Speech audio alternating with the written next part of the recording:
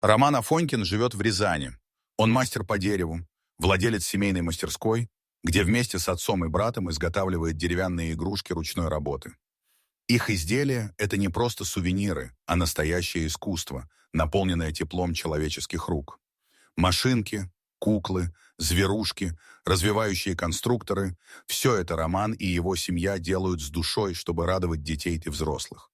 С недавнего времени мастерская стала популярной в интернете. Люди с разных уголков страны заказывают изделия, сделанные с любовью и вниманием к деталям. В одну из суббот в начале лета Роман отправился в лес. Ему нужны были ветки и стволы определенных пород деревьев– березы, липы, ольхи. Он часто ездит в лес один, чтобы в тишине и спокойствии выбирать подходящий материал. День выдался душный.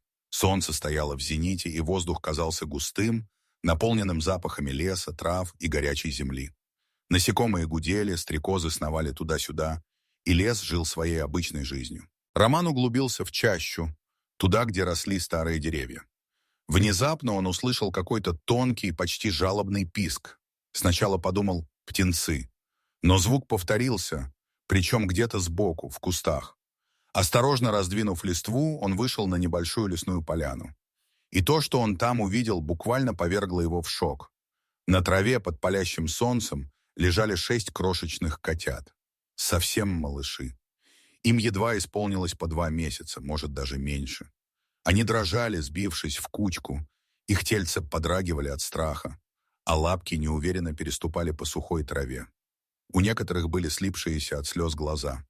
Один из котят громко пищал, остальные сжались друг к другу, как будто пытались спрятаться от жестокого мира, в который их выбросили. У Романа сжалось сердце. Он, как человек, который с детства вырос среди природы и животных, сразу понял. Кто-то сознательно привез малышей в лес и бросил. Это не были дикие кошки.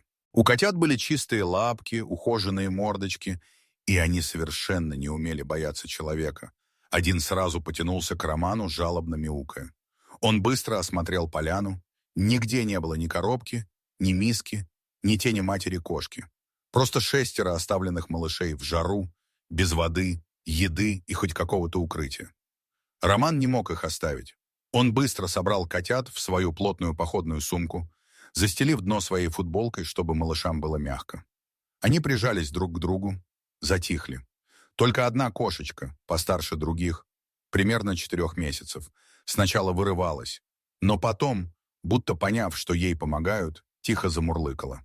Роман отвез всех котят к себе домой, в село, где находилась его мастерская. Времени на раздумья не было. Жара усиливалась, и животным срочно нужна была помощь. Он поселил их на крыльце бани, натянул тент от солнца, поставил миски с водой и молоком, разложил старые полотенца и подушки. Котята сначала растерянно осматривались, но вскоре начали оживать, пить, обнюхивать друг друга, играть и даже мурлыкать. На следующее утро он повез всех к ветеринару. К счастью, котята были здоровы, только обезвожены и слегка истощены. Им сделали первичную обработку от паразитов, выдали рекомендации по питанию. В тот же вечер Роман сделал пост в соцсетях, рассказал, как нашел малышей, что с ними все хорошо, и что теперь он ищет для них добрые руки. И произошло то, чего он совершенно не ожидал. Пост стал вирусным. Люди писали слова благодарности, восхищались поступком Романа, делились публикацией, чтобы помочь котятам найти дом. Но самое неожиданное – начали приходить пожертвования. Совершенно незнакомые люди переводили деньги. Кто 100 рублей, кто 500, кто и 1000. Кто-то присылал корм, подстилки, игрушки, переноски. Роман был тронут до слез. Он хотел просто спасти котят, а получил огромную волну человеческого тепла. Вдохновленный поддержкой, он решил построить во дворе специальный вольер с тенью, навесом, деревянным полом и удобными лежанками. На помощь пришли соседи и друзья. Вместе за 2 дня они соорудили настоящий летний приют. Уютный, просторный, безопасный. Каждого котенка он сфотографировал, описал характер, особенности, любимые игры. Одни были застенчивыми и тихими, другие — игривыми сорванцами. Один особенно смешной, с черным пятнышком на носу, сразу стал любимцем интернета. Ему придумали имя Пятныш. Пока удалось пристроить только 4 малышей. Остальные еще ждали своих будущих хозяев, но Роман не спешил. Он хотел найти по-настоящему добрых людей, а не отдать котят первому встречному. В его доме звучал смех, мурчание, беготня, котята веселились, исследовали двор, прыгали по поленнице, играли с веревками и шариками. Даже строгий отец Романа, человек немногословный, однажды признался: с ними веселее живется. Через 2 недели после первого случая к Роману приехали журналисты, чтобы снять репортаж о добром мастере, спасшем котят. Вместе с ним они поехали в тот самый лес, на ту же поляну, и к их ужасу обнаружили еще 4 котят. Совсем других, еще меньше прежних. Кто-то снова выбросил животных. Эта новость потрясла всех. Репортаж вызвал бурную реакцию в соцсетях, уже не только поддержку, но и возмущение. Роман, конечно же, забрал и этих малышей. Приют стал еще оживленнее. Ветеринары приезжали прямо на место. Один из них сказал: «Если бы не вы, этих котят бы уже не было». Про Романа сняли сюжет на телевидении, а в городе начали говорить, что он настоящий герой. Но он сам говорил иначе. «Я просто человек, у меня есть сердце. Я не мог пройти мимо». Сейчас в его дворе живут 10 котят. Веселые, упитанные, с разными характерами.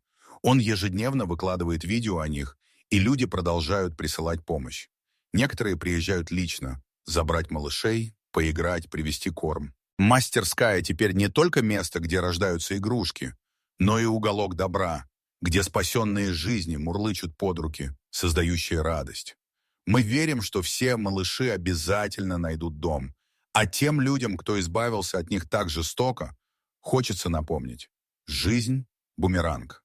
Все возвращается. Дорогие зрители, если вам понравилась эта история, поставьте лайк, поделитесь с друзьями и не забудьте подписаться на наш канал. Мы рассказываем только настоящие и добрые истории, которые возвращают веру в людей. До новых встреч!